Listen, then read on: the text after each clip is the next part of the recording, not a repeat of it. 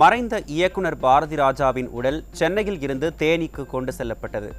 தேனி மாவட்டம் காற்றோடு பகுதியில் உள்ள பண்ணை வீட்டில் பொதுமக்கள் மற்றும் திரை உலகினர் திரண்டு வந்து கண்ணீர் மல்க அஞ்சலி.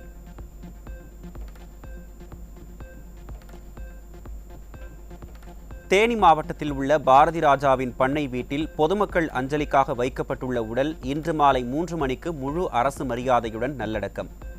இறுதிச் சடங்குக்கான ஏற்பாடுகளை திண்டுக்கல் சரக டிஐஜி மற்றும் தேனி மாவட்ட ஆட்சியர் உள்ளிட்டோர் நேரில் பார்வையிட்டு ஆய்வு. அவரு காலத்தின் கட்டாயம், வயது முதிர்வு, எப்படி ஒரு போலீஸ் உத்தியோகத்திலேயோ இதுலயே சேர்ந்தோம்னா என்னைக்கு சேர்றோமோ அன்னைக்குமே ரிட்டைர்மெண்ட் தெரிஞ்சிடும். ஆனா பிறந்தவங்களுக்கு இறப்பு நிர்ணயிக்க முடியாது. கடவுளுடைய ஆசையில அனுகிரகத்துல அவர் 84 வயசு வரைக்கும் எல்லாருக்கும் செய்ய வேண்டியதை செஞ்சு நல்ல முறையில் போய் சேர்ந்திருக்காரு. அந்த வகையில அவர் எங்களுக்கு சந்தோஷம்தான். இயக்குனர் பாரதி ராஜாவின் மறைவு மிகவும் வருத்தம் அளிப்பதாக பிரதமர் நரேந்திர மோடி அறிக்கை. திரையுலகின் ஒரு மாபெரும் ஆளுமையாக திகழ்ந்தவர் பாரதி ராஜா என்றும் அவருடைய படைப்புகள் தமிழ் சினிமாவை மாற்றி அமைத்ததாகவும் பிரதமர் மோடி புகழாரம்.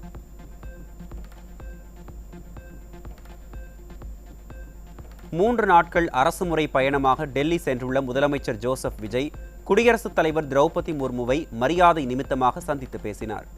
அதனைத் தொடர்ந்து குடியரசு துணைத் தலைவர் சிபி ராதாகிருஷ்ணனையும் மரியாதை நிமித்தமாக சந்தித்து பேசினார்.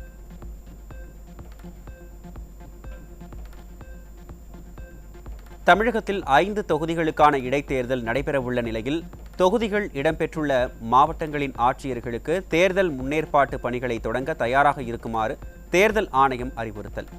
தொகுதிகள் அமைவிடம், தேர்தல் பணியாளர்களின் எண்ணிக்கை உள்ளிட்ட முழு விவரங்களையும் வருகிற 22ஆம் தேதிக்குள் தலைமை தேர்தல் அதிகாரிக்கு அனுப்பி வைக்கவும் உத்தரவு.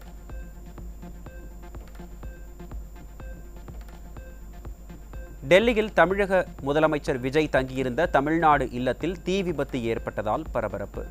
நிதி ஆயோக் கூட்டத்தில் பங்கேற்பதற்கு முதலமைச்சர் புறப்பட்டுச் சென்ற சில நிமிடங்களில் தீ விபத்து ஏற்பட்ட நிலையில் கேண்டீனில் உள்ள ஏசியில் ஏற்பட்ட மின் கசிவு காரணமாக தீ விபத்து ஏற்பட்டதாக விசாரணையில் தகவல்.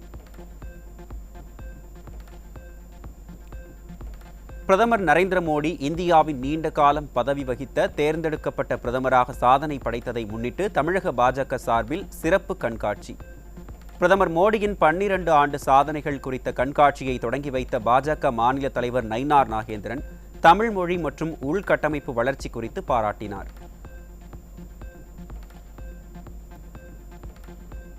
பிரதமர் மோடியின் 12 ஆண்டு ஆட்சியில் வருமான வரி விலக்கு உச்சவரம்பு 2 லட்சத்தில் இருந்து 12.75 லட்சமாக உயர்ந்திருப்பதாக மத்திய அரசு அறிவிப்பு.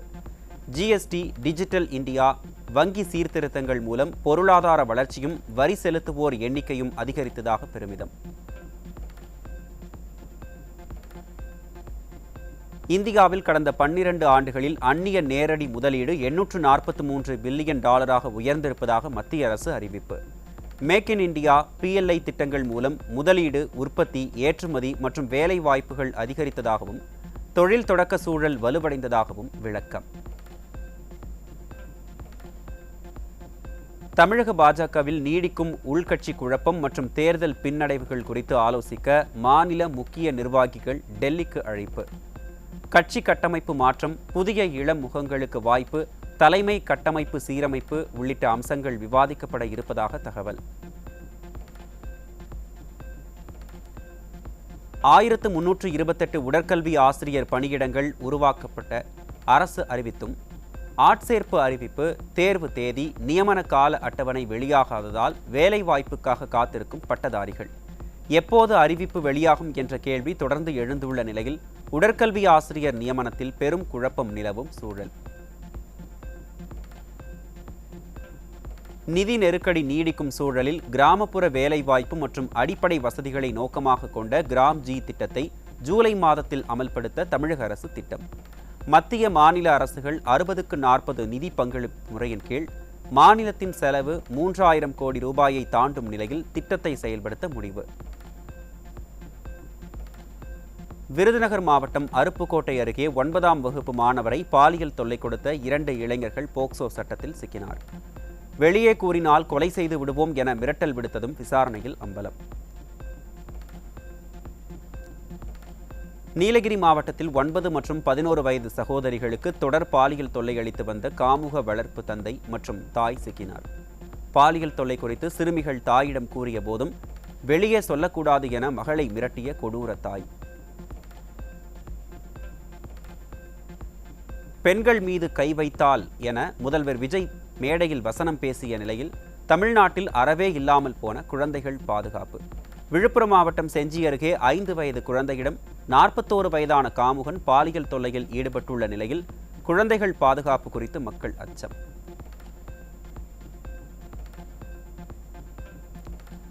நாமக்கல் மாவட்டம் ராசிபுரம் அருகே சமூக வலைதளம் மூலம் பழகி 17 வயது பள்ளி மாணவியை சுற்றுலா அழைத்துச் சென்று பாலியல் வன்கொடுமை செய்த புகாரில் கூலி தொழிலாளி பிடிபட்டார். சிங்கப்பெண் சிறப்பு அதிரடிப்படை நிறுவப்பட்டும் சிறுமிகள் பாதுகாப்பு மீதான கேள்விகள் மீண்டும் எழுந்திருப்பதாக பொதுமக்கள் விமர்சனம். தூத்துக்குடி மாவட்டம் கோவில்பட்டி அருகே இன்ஸ்டாகிராம் காதலை விட மறுத்த சகோதரியை அடித்துக் கொன்ற சகோதரன் மற்றும் உடந்தையாக இருந்த தாய் பிடிபட்டனர். முதலில் இளம்பெண் தற்கொலை என கூறப்பட்ட வழக்கில் திடீர் திருப்பமாக அவர் கொலை செய்யப்பட்டது அம்பலம். சட்டம் ஒழுங்கு மீதான கேள்விகளை மீண்டும் எழுப்பும் வகையில் சென்னை அண்ணாநகர் அருகே அன்னை சத்யா நகரில் புடவை வியாபாரி சுத்தியலால் அடித்து கொலை செய்யப்பட்ட விவகாரத்தில் ஒருவர் சரண். காலையில் எழுந்தால் கொலை செய்திகள் இல்லாமல் விடியாத நாட்களாக கடந்த 30 நாட்கள் மாறியிருப்பதாகவும் பொதுமக்கள் விமர்சனம். தஞ்சாவூர் மாவட்டம் திருவையாறு அருகே குடும்பத் தகராறில் மனைவியை இரும்பு கம்பியால் அடித்துக் கொன்ற கணவர் காவல் நிலையத்தில் சரண். கடன் பிரச்சனையால் பிரிந்து வாழ்ந்த மனைவியுடன் ஏற்பட்ட வாக்குவாதத்தில் கொலை நிகழ்ந்ததாக காவல்துறையினர் தகவல்.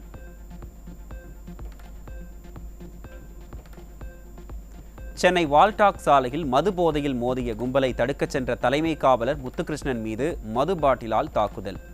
3 பேர் பிடிபட்டுள்ள நிலையில் தினம் காவல்துறையினரே தாக்கப்படும் நிலை தொடர்வதால் சட்டம் ஒழுங்கு குறித்து மக்கள் கடும் கேள்வி எழுப்புகின்றனர். திண்டுக்கல் மாவட்டம் கொடைரோடு அருகே 10 கிலோ கஞ்சா பதுக்கி வைத்திருந்த பெண் உட்பட 2 சிக்கினர். ஏற்கனவே பல்வேறு கஞ்சா வழக்குகளில் தொடர்புடைய இவர்கள் எப்படி தண்டனையில் இருந்து தப்பினர் என பொதுமக்கள் கேள்வி. தேனி மாவட்டம் கூடலூர் அருகே பேருந்து மூலம் கேரளாவிற்கு 9 கிலோ கஞ்சாவை கடத்த முயன்ற இளைஞர் சிக்கினார். போலீசார் நடத்திய வாகன தணிக்கையின் போது கஞ்சாவுடன் இளைஞர் பிடிபட்ட நிலையில் தமிழகத்தில் கஞ்சா புழக்கம் அதிகரித்து இருப்பதாக பொதுமக்கள் குற்றச்சாட்டு. சென்னை KK நகரில் போதை மாத்திரை விற்பனையில் ஈடுபட்டு கைது செய்யப்பட்ட இளைஞர் காவல் நிலையத்தில் இருந்து தப்பி ஓட்டம். போதைப் பொருள் புழக்கத்தை ஒழிப்போம் என தாவேக அரசு முழக்கமிட்டு வரும் நிலையில் காவல் நிலையத்தில் இருந்தே குற்றவாளி தப்பி ஓடியிருப்பது மக்களிடையே அதிருப்தியை ஏற்படுத்தியுள்ளது. கடலூர் மாவட்டம் கோரணப்பட்டு அருகே அரசு பள்ளிக்கான முட்டைகளை விற்க முயன்ற பள்ளியின் காவலாளி உட்பட 2 பெற்றோர்களிடம் கையும் களவுமாக சிக்கினார். அரசு பள்ளி மாணவர்களுக்கான சத்துணவுப் பொருட்கள் திருடப்படுவதையும் சட்டவிரோதமாக விற்கப்படுவதையும் தடுக்க அரசு நடவடிக்கை எடுக்க வேண்டும் என பெற்றோர் கோரிக்கை.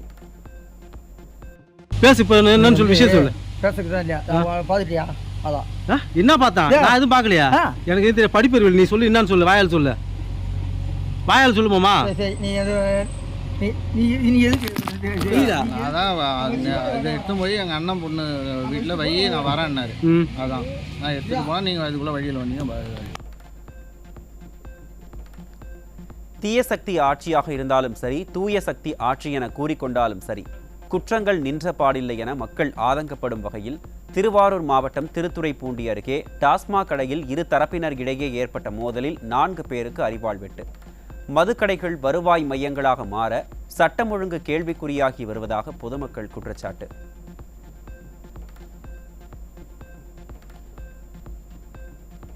சென்னை வியாசர்பாடி காந்திபுரத்தில் வீட்டில் உறங்கிக் கொண்டிருந்த 1 வயது பெண் குழந்தை அணிந்திருந்த 2 தங்க மோதிரங்கள் மற்றும் வெள்ளி காப்பு திருட்டு.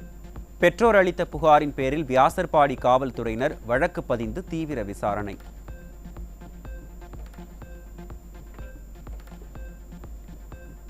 கோவை மாவட்டம் பெரியநாயக்கன் பாளையம் பகுதியில் மகா மாரியம்மன் கோயிலில் வெண்கல விநாயகர் சிலையை திருடிச் செல்ல முயன்ற நபர் சிக்கினார். அர்ச்சகர்கள் மற்றும் பொதுமக்கள் திருடனை கையும் களவுமாக பிடித்து காவல் நிலையத்தில் ஒப்படைத்த நிலையில் காவல் நிலையம் அருகே நடந்த இந்த திருட்டு சம்பவம் மக்கள் மத்தியில் வேதனையை ஏற்படுத்தியுள்ளது. கோவை மாவட்டம் இடிக்கரை டாஸ்மாக் கடை அருகே நண்பனுக்காக சமாதானம் பேசச் சென்ற இளைஞர் மீது பீர் பாட்டிலால் அடித்து மண்டையை உடைத்து கொலை மிரட்டல் விடுத்த 2 இளைஞர்களால் பரபரப்பு. கொலைவெறி தாக்குதலில் ஈடுபட்ட 2 இளைஞர்கள் மீதும் போலீசார் வழக்கு பதிவு செய்து தீவிர தேடுதல் வேட்டை.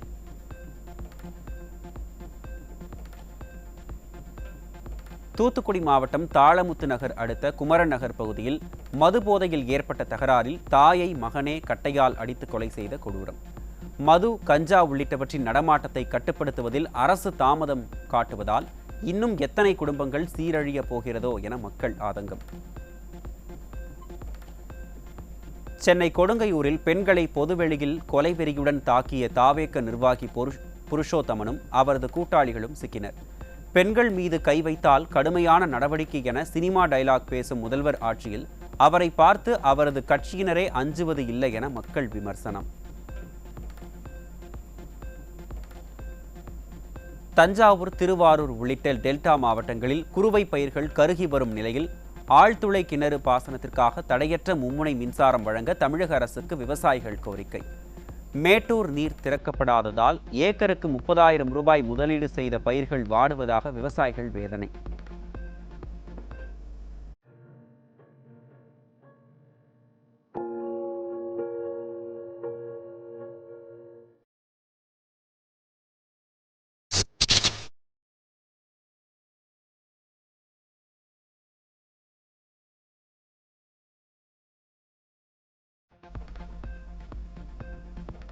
சென்னை தண்டையார்பேட்டையில் மின்வாரிய டிரான்ஸ்பார்மர் திடீரென தீப்பிடித்து எரிந்ததால் பரபரப்பு.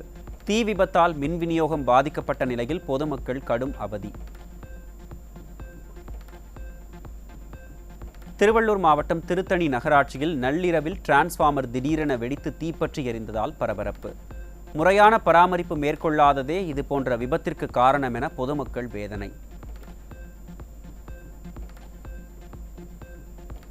கோயம்புத்தூர் மாவட்டம் சூலூர் அருகே 10 வயது சிறுமி கடத்தி பாலியல் வன்கொடுமை செய்து கொலை செய்யப்பட்ட வழக்கில் 819 பக்க குற்றப்பத்திரிகை தாக்கல். சிறப்பு போக்சோ நீதிமன்றத்தில் 215 ஆவணங்கள், 104 சாட்சிகள் மற்றும் தடயவியல் ஆதாரங்களை தாக்கல் செய்த காவல்துறை.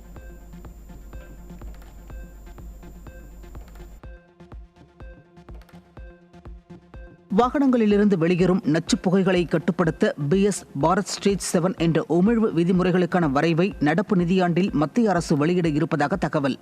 2030ஆம் ஆண்டுக்குள் அமல்படுத்த திட்டமிடப்பட்டுள்ள இந்த விதிகள் ஐரோப்பிய யூனியன் நாடுகளில் அமலுக்கு வரவுள்ள யூரோ 7 விதிமுறைகளுக்கு இணையாக இருக்கும் என எதிர்பார்ப்பு. திருவள்ளூர் மாவட்டம் மீஞ்சூரில் கடந்த அஇஅதிமுக ஆட்சியின் போது கொண்டுவரப்பட்ட ரயில்வே மேம்பால திட்டம் 5 வருடங்களாக ஆமை வேகத்தில் நடைபெற்று வரும் அவலம். பயணிகள் கடும் அவதிக்குள்ளாகி தங்களிடம் வாக்குவாதத்தில் ஈடுபடுவதால் மேம்பால பணிகளை விரைந்து முடிக்குமாறு ஆட்சியரிடம் மன்றாடிய அரசு பேருந்து நடத்துனர். கடலூர் மாவட்டம் புவனகிரி அருகே குமாரக்குடி கிராமத்தில் குடியிருப்புகள் அருகே சாய்ந்த நிலையில் காணப்படும் மின்கம்பம். ஆபத்தான நிலையில் உள்ள மின்கம்பங்களை மாற்றியமைக்க வேண்டும் என கோரிக்கை விடுத்தும் அதிகாரிகள் நடவடிக்கை எடுக்கவில்லை என அப்பகுதி மக்கள் குற்றச்சாட்டு. நாமக்கல் மாவட்டம் காரவள்ளி டாஸ்மாக் கடையில் உடைந்த காலி பாட்டிலுக்கு 10 ரூபாய் கேட்டு மதுபோதையில் ஊழியர்களை சட்டையை பிடித்து இழுத்து அடிக்க பாய்ந்த 6 பேர் கொண்ட கும்பலால் பரபரப்பு. பணம் கொடுத்த பின்னரும் கும்பல் அடாவடி செய்த வீடியோ வெளியான நிலையில் போலீசார் தீவிர விசாரணை.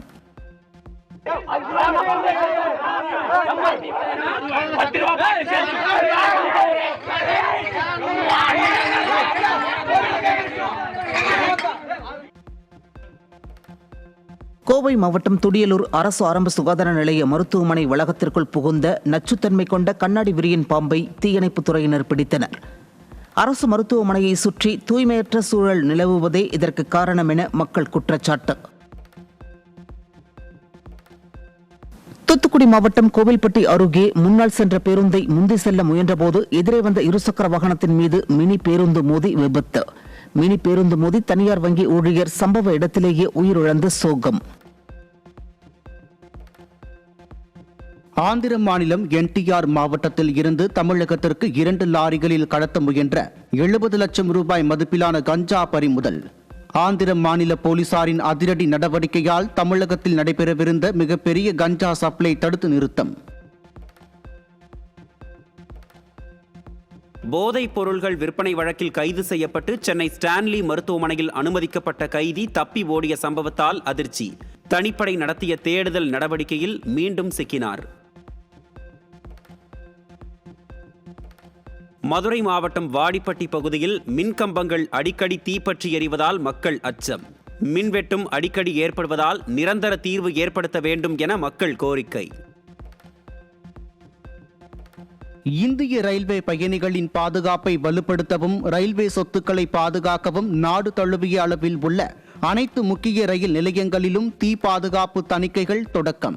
இந்த தணிக்கை மூலம் ரயில் நிலையங்களில் கட்டிடங்கள், மின்சார அமைப்புகள் மற்றும் அவசர கால வெளியேறும் வழிகள் உள்ளிட்ட உள்கட்டமைப்புகள் ஆய்வு செய்யப்பட்ட 100% தீ பாதுகாப்பு வசதிகள் மேம்படுத்தப்பட உள்ளன. கேரள மாநிலம் வயநாட்டில் வாந்தி வயிற்றுப்போக்கு ஏற்பட்டு மருத்துவமனையில் அனுமதிக்கப்பட்ட 150 பேரில் 5 மாணவிகளுக்கு ஷிகல்லா நோய் பாதிப்பு இருப்பது கண்டுபிடிப்பு. கோழிக்கோட்டில் ஷிகல்லா நோய் பாதிப்பால் சிறுமி ஒருவர் உயிரிழந்த நிலையில் வேகமாக பரவும் தொற்றால் மக்கள் அச்சம். ஆன்லைன் வர்த்தக தளங்கள் பயன்படுத்தும் ஏமாற்றும் வகையிலான வடிவமைப்பு உத்திகளாலும் மறைமுக கட்டணங்களாலும் ஒட்டுமொத்த இந்திய நுகர்வோர் ஆண்டுதோறும் 25 முதல் 28,000 கோடி ரூபாய் வரை இழப்பதாக அதிர்ச்சி தகவல். ஆன்லைன் தளங்களின் ஏமாற்றுகளை கட்டுப்படுத்த அரசு பல்வேறு விதிமுறைகளை கொண்டு வந்த போதிலும் அவை பெரிய அளவில் பலன் அளிக்கவில்லை என்றும் சந்தை ஆய்வு நிறுவனம் நடத்திய ஆய்வில் தகவல்.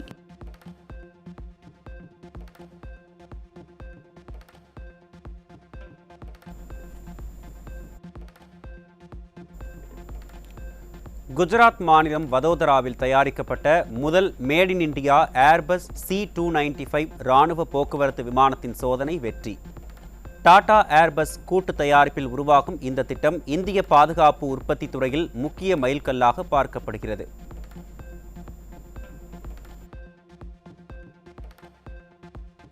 அஸ்ஸாம் மாநிலத்தை சேர்ந்த திரிணாமுல் காங்கிரஸ் மாநிலங்களவை MP சுஷ்மிதா தேவ் கட்சியிலிருந்து விலகல்.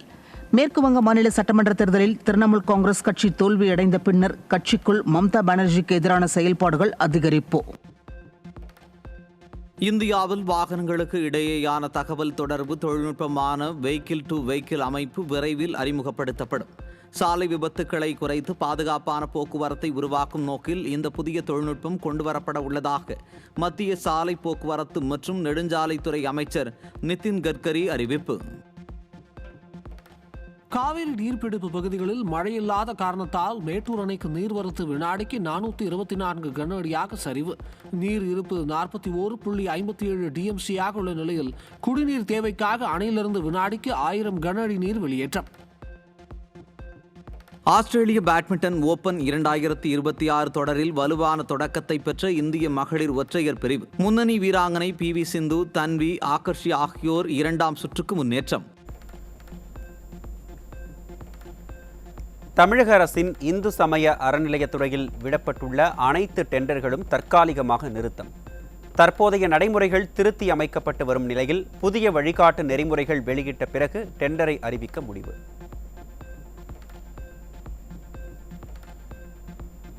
பெண்கள் மற்றும் குழந்தைகளின் பாதுகாப்பை உறுதி செய்ய சிங்கப்பெண் சிறப்பு அதிரடிப்படை அணிகள் 70 இருந்து 270 அதிகரிக்கப்பட உள்ளதாக சிறப்பு பிரிவு காவல்துறை தலைவர் தகவல்.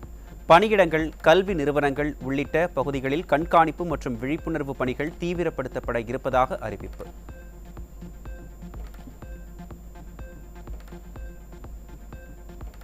தமிழகத்தில் மாநிலம் முழுவதும் போதைப்பொருள் இல்லாத ஆரோக்கியமான சமூக பொறுப்புணர்வு மிக்க சூழலை உருவாக்க அரசு உறுதி. மதுக்கூடங்களில் 21 வயதிற்கு உட்பட்டவர்களுக்கு மதுபானம் விற்கக்கூடாதென்றும் நேர கட்டுப்பாடு மற்றும் அரசு விதிகளை முழுமையாக பின்பற்றவும் உத்தரவு.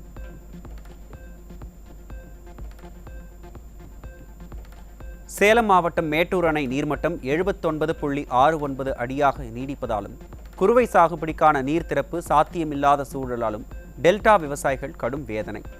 பயிர்கள் வாட தொடங்கியுள்ள நிலையில் டெல்டா பகுதியை வறட்சி பாதித்த பகுதியாக அறிவிக்க வேண்டும் என தமிழக அரசுக்கு விவசாயிகள் கோரிக்கை.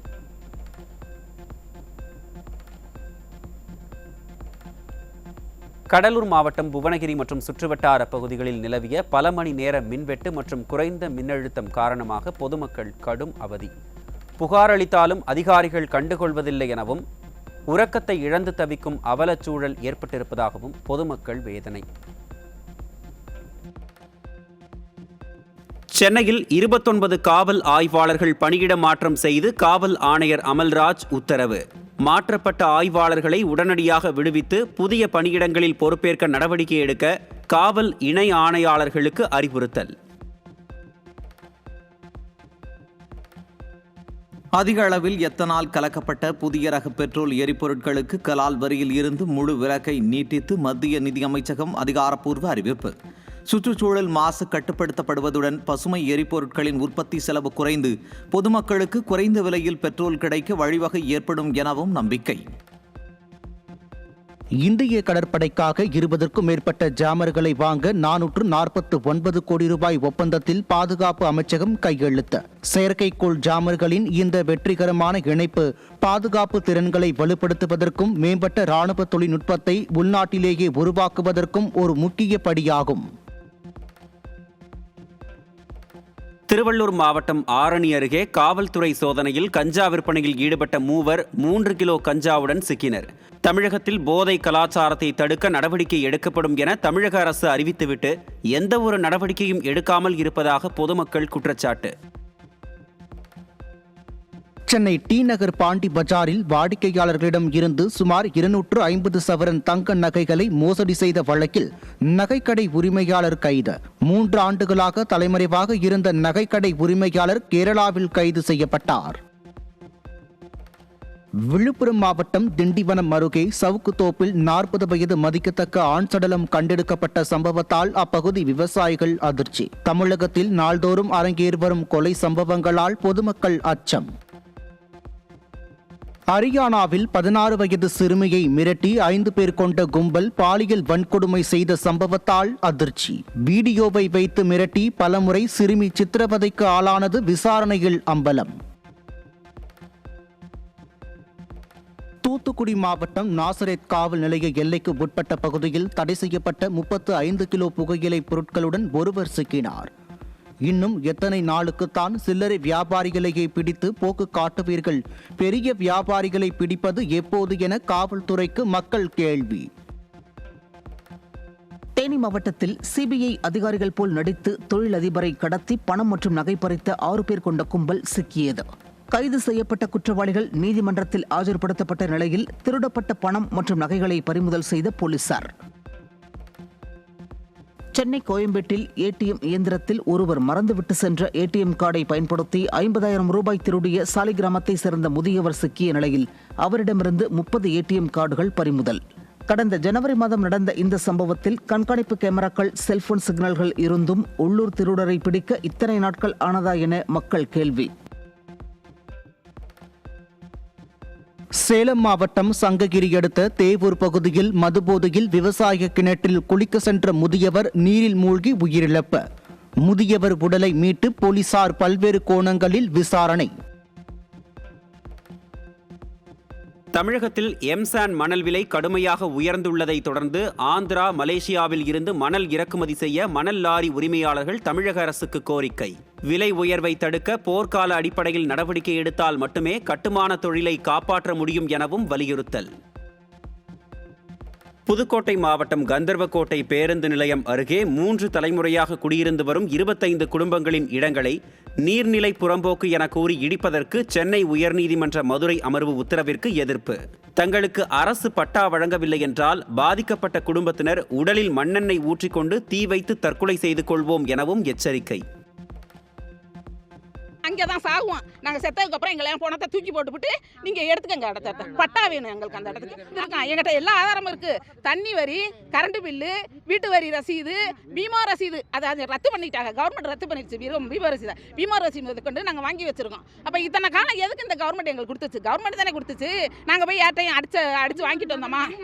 இந்த தனிபோர் நபருக்காக இந்த முஸ்லீம் தெருவில் இருக்க இந்த மக்கள் பூரா எல்லாம் ஏழை எளியோ இதில் ஊனமற்றவர்கள், மனநலம் பாதிக்கப்பட்ட எல்லாருமே வச்சுருக்காங்க. முடியாத ஒரு அம்மா, கணவன் இல்லை, அந்த அம்மாவோடைய பையன் ஊமை இறந்து போச்சு. அந்த அம்மா அதில் படுத்து தூங்குது. ரேஷனில் அரிசியை வாங்கி கஞ்சி காய்ச்சி குடிச்சு படுத்து தூங்குறாங்க. அவங்களும் இதில் தான் இருக்காங்க. எல்லாரையும் இதில் கிளம்புற மாதிரி எங்களுக்கு சொன்னோன்னு அந்த சொல்ல எங்களால் இதுக்கு மேலே எங்களை காலி பண்ண அந்த வீட்டுக்குள்ள இப்போ இடிச்சு தள்ளுங்க. இடிச்சு தள்ளிட்டு எங்களை சாகடிச்சு எங்கள் பணத்தை எடுத்துக்கிட்டு போங்க. இதான் எங்களால் பண்ண முடியும். திருவள்ளூர் மாவட்டம் மிஞ்சூர் அருகே மேலூர் கிராமத்தில் இரவு முழுவதும் நீடித்த மின்வெட்டை கண்டித்து பொதுமக்கள் சாலை மறியல். மின்வாரிய அதிகாரிகள் அலட்சிய போக்குடன் பதிலளிப்பதாக கூறி காவல்துறை அதிகாரிகளுடன் வாக்குவாதம்.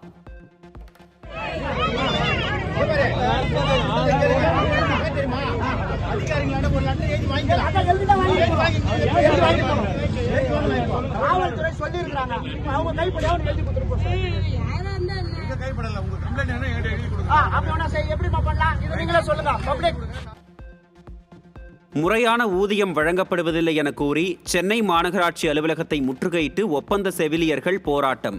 புதிதாக உருவாக்கப்பட்ட வருகை பதிவு செயலி செயல்படாத நிலையில் ஊதிய பிடித்தம் செய்யப்படுவதாகவும் புகார். சென்னை கோயம்பேட்டில் வரத்து குறைவு காரணமாக தக்காளி, வெங்காயம், பீன்ஸ், அவரைக்காய் உள்ளிட்ட காய்கறிகளின் விலை கிடுகிடுவென உயர்வு.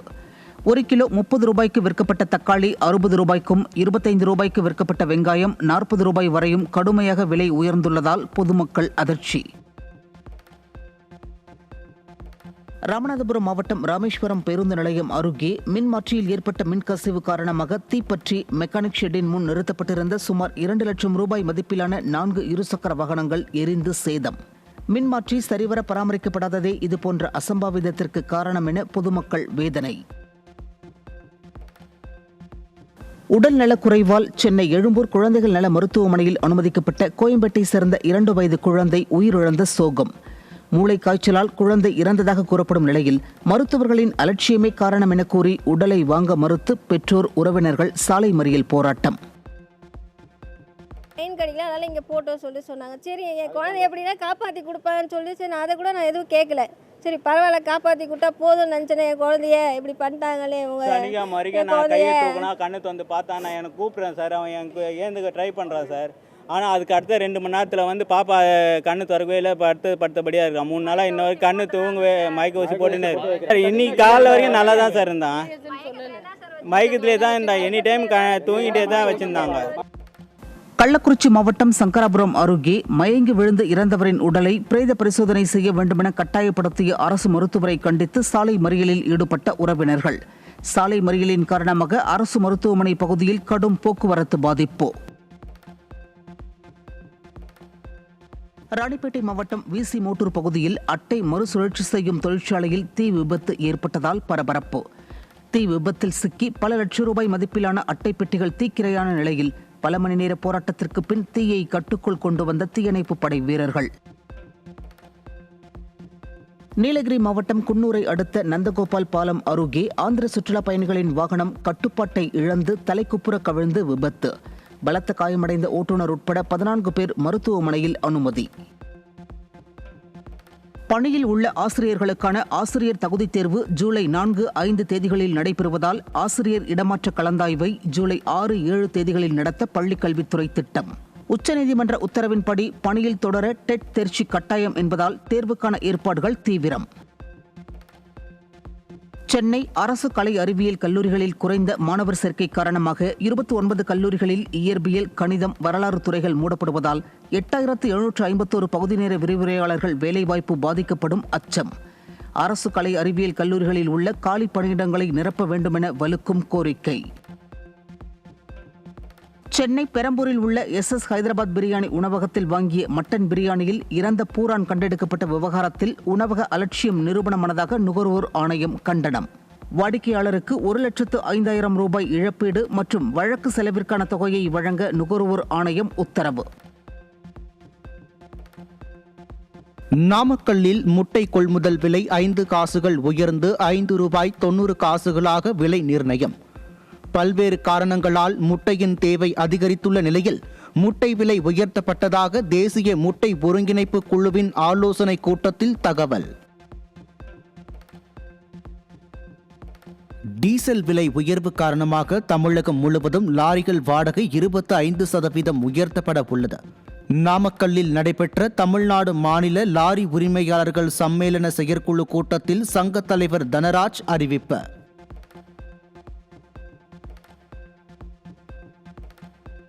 நீதிமன்ற சுதந்திரத்தை கெடுக்கும் அவதூறு உள்ளடக்கங்களை கண்டு கொள்ளாமல் நீதிமன்ற உத்தரவு வரும் வரை வெறும் வேடிக்கை பார்த்து கொண்டிருக்க கூடாது. சமூக ஊடக நிறுவனங்களுக்கு டெல்லி உயர்நீதிமன்றம் கடும் எச்சரிக்கை. மேல்முறையீட்டு வழக்கு நிலுவையில் இருக்கும்போது தண்டனை கைதிகளுக்கு ஹைகோர்ட் அல்லது அரசு பரோல் வழங்கலாமா என்பது குறித்து முடிவு செய்ய சென்னை உயர்நீதிமன்ற தலைமை நீதிபதி கொண்ட அமர்வு விசாரணையை தொடங்கியது. வழக்கில் மாற்றுக் கருத்து உள்ளதா என்பதை அறிந்து கொள்ளும் வகையில் உயர்நீதிமன்றத்திற்கு உதவ ஒரு வழக்கறிஞரை நியமிக்கப் போவதாக அறிவித்த நீதிபதிகள் விசாரணையை வருகிற 19ஆம் தேதிக்கு தள்ளி வைத்தனர்.